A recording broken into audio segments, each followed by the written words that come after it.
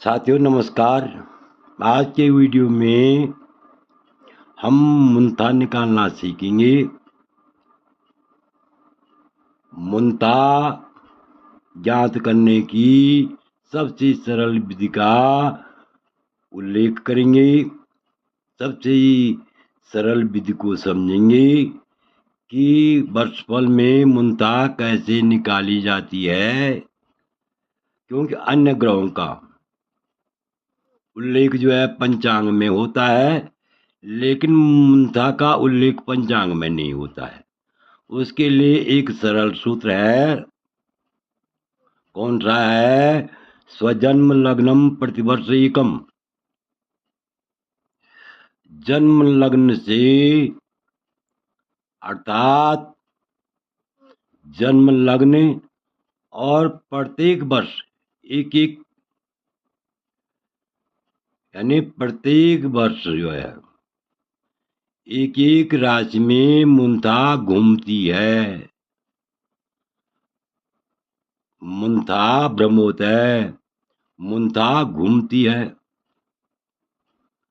और स्वजन्म लग्नम गत वर्ष युक्तम, जन्म लग्न से और गत वर्ष से युक्त, अर्थात जन्म लग्न और गत वर्ष के योग से योग करने के बाद तदर्क तष्टम विमुखेन्त्याचात,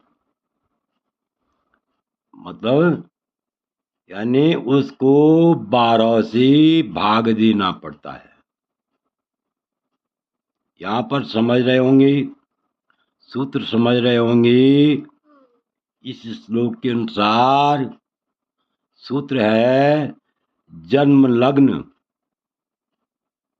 धन गत वर्ष बराबर जन्म लग्न और गत वर्ष का योग जो होता है, उससे जो है उसको जो है 12 से भाग देना चाहिए, भाग देना चाहिए। और जो शेष बचता है वह उस वर्ष की क्या होती है? मुंता होती है।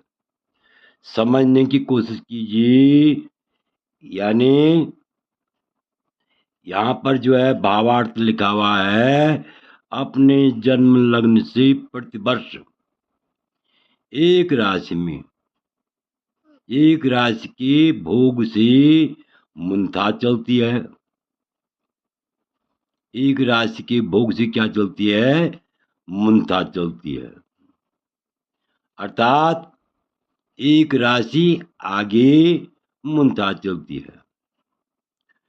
इसलिए अपने जन्म लग्न से गत वर्ष जोड़कर 12 से भाग देने पर शेष राशि आदि मुंता होती है। शेष आदि राशि क्या होती है? मुंता होती है। तो अब देखिए इसका सूत्र क्या होगा। इस श्लोक के माध्यम से और इस भावार्थ के माध्यम से क्या हो गया सूत्र? जन्म लग्न कुंडली में जो जन्म कुंडली में जो लग्न है, माना जो है जन्म लग्न जो है कन्या का है, मेष का है, तो एक हो गया जन्म लग्न। मेष लग्न है तो एक हो गया। वृक लग्न है तो 2 हो गया। मिथुन लग्न है तो 3 हो गया। कर्क लग्न है तो 4 हो गया। इसी प्रकार मीन लग्न तक क्या हो जाएगा? 12 लग्न हो जाएंगे। तो जो भी लग्न है, चाहे मेष लग्न है चाहे मीन लग्न है, तो उस लग्न का की संख्या जोड़नी है और गत वर्ष की संख्या जोड़नी है। तो अब क्या हो जाएगा? जन्म लग्न धन गत वर्ष का योग में 12 का भाग देने से जो शेष रहता है, जो शीर्ष अंक बचता है तो उस शीर्ष अंक की वर्षफल में मुंथा होती है। समझ गए होंगे आप।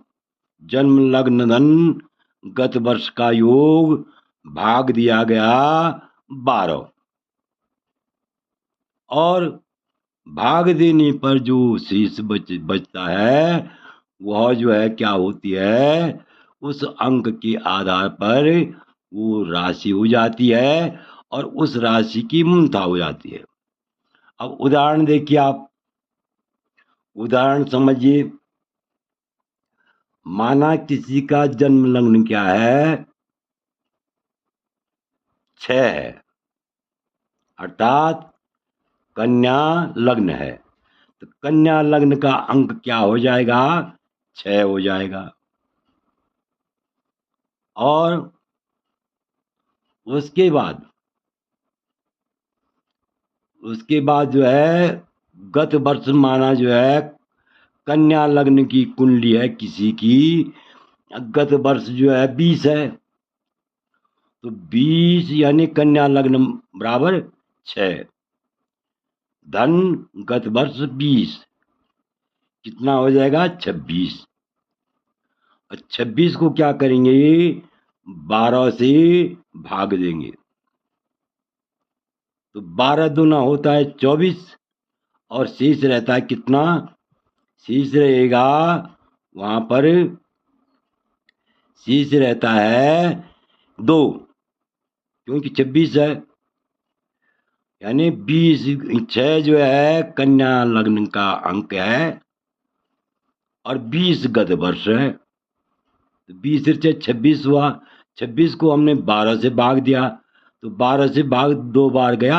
और शेष हमको जो है ये नहीं देखना कितनी बार गया, हमने केवल शेष अंक देखना है। तो शेष अंक हमारे पास कितना रहा, 2। तो अर्थात 2 अंक माने मेघ और वृक। नंबर 1 मेघ, नंबर 2 वृक। वृक राशि की मुंथा हुई।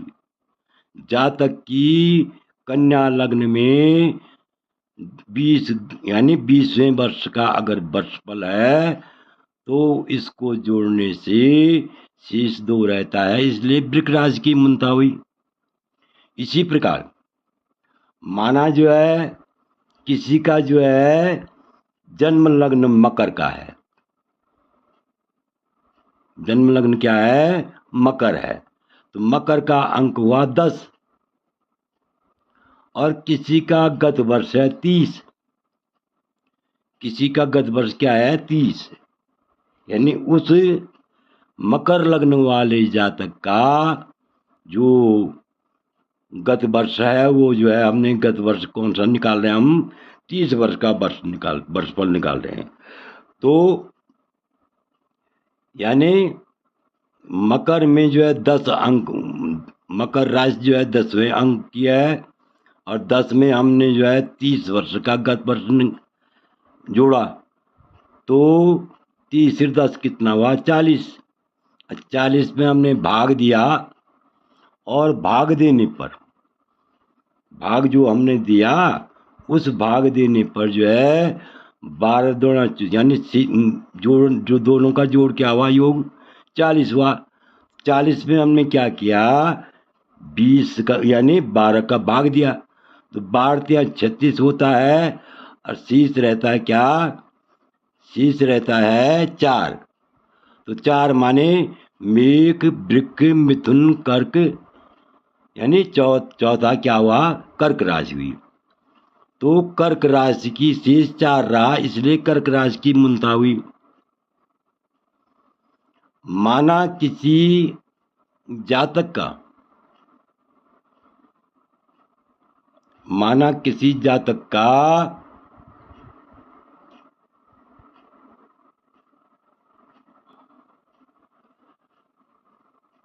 तो इस प्रकार से माना किसी जातक